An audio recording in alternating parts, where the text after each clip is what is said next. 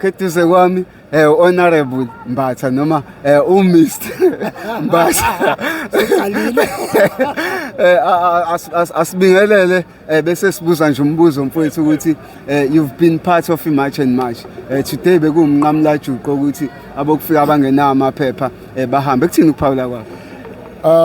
Angiqale ngokuthi ngithi uJacinta Ngobese noma Ngobese Zuma ngamfanisa ngesikhathi se-apartheid era noma Madikizela Mandela. Yes. Uprovile ukuthi kwi-generation yethu post 1994 yini ukulwela abantu.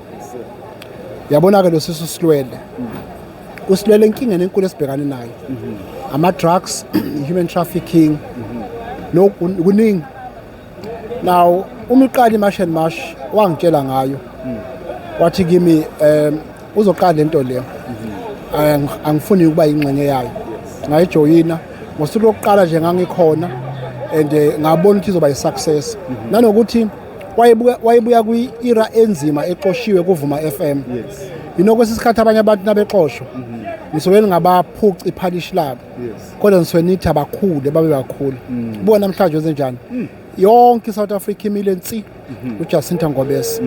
Now into enhle ke lesibonayo ukuthi kube khona umuntu okwazi ukulwela amalungelo ethu as South Africans because we really have a problem with illegal immigrants and abantu aba understand ukuthi inkinga is not foreigners, inkinga is illegal immigrants. And of course uma umuntu efika endaweni engamenyiwe into enzakalayo ukuthi wenza ugangi ngoba akekho documented. So namhlanje kube usuku olukhulu eSouth Africa kwi-history book of this country igama Jacinta Ngobese Zuma will be known not just in this country, in the entire Africa bakhuluma ngayo.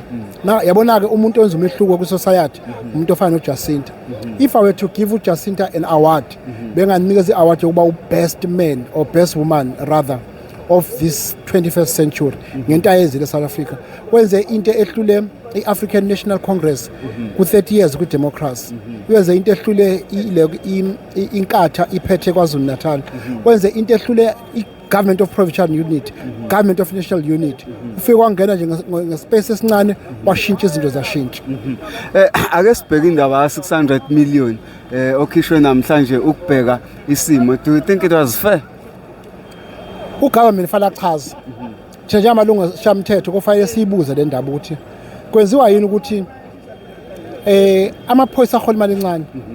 Kanti no 600 million nje ohleli ukwenza into efana lesi. Ugovernment noma i-government of national unit akuprioritize izinto ezibalekile service delivery i-economy of this country is collapsing babhekile babukile bavula amehlo iloko economy iya collapse kodwa kuno 600 million nje ofanele bawu waste. This is a wasteful expenditure ba wastile kakhulu and if ba accountable lento le ngoba akukaze kwathiwa kunabantu abazoganga akukaze kwathiwa kuzoba khona bathi we are xenophobic as a country. We are not.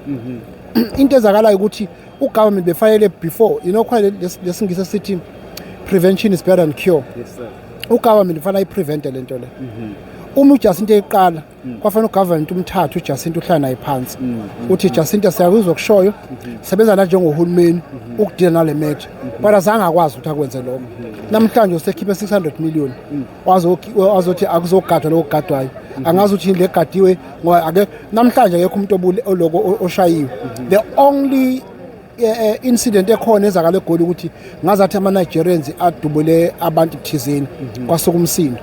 Ugovernment ayeke ukuthatha imali ayifake la ngamele ayifake khona. Kumele ugovernment athathe imali ayifake ekulungiseni izimo ezikhona zama-drugs.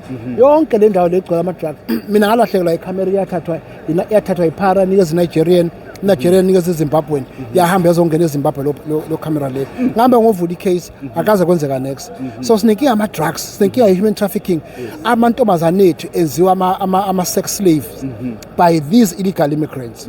So iloko engingakusho. Isn't this a worrying situation ukuthi kule camp ekade iseshare ukuthi kutholakala ukuthi 90% of abantu ade bengaphezulu kwa 12,000 are undocumented? iyona ke inkinga esinayo. Where is the government? Uphi uhulumeni? Bahleli kuma air conditioned offices. Bakhuluma izingisi ezinkulu. Babhala ama documents amakhulu. Kodwa kunabantu abangasibona bokufika la South Africa abanganama document. Uphi Home Affairs? eSouth Africa i-corruption iqala from kubhozo ize yofika ekhanda. There's a serious problem with corruption in this country. Ingako izimo zikanje. So ukuze siyilungise zonke izinto lezi kufanele siqonde ngo. Ingako ama organizations afana no Marshall. By the way ngisifake nami skipper seMarshall Marshall. Ukuthi base ngiyagodola sengibusele somkhonto. Ingako we support people like uJacinta Ngobese. uJacinta uyena we madikezela wethu post 1994.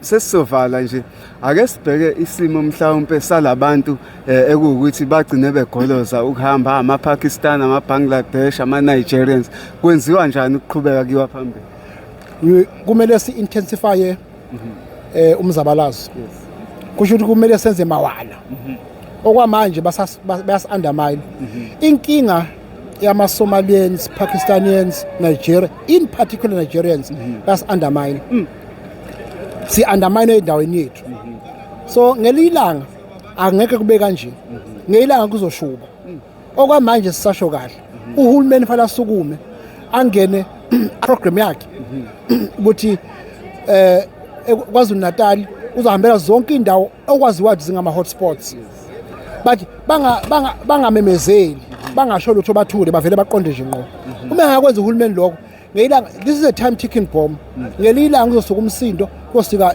udlame ongeke abangeke bakwazi ukucontrol uhulumeni especially government of national unity ngoba bakwin power thina ke si opposition legislature ayikho into esingayisho they are in power they must do something abaye kuzokhuluma lapha yana bethi umkhonto wenzeni kwasho qinqasala malahla ugovernment ku-provincial government ne-national government abahambe baye kuma-hotspot basuse wonke umuntu ongekho emthethweni eSouth Africa.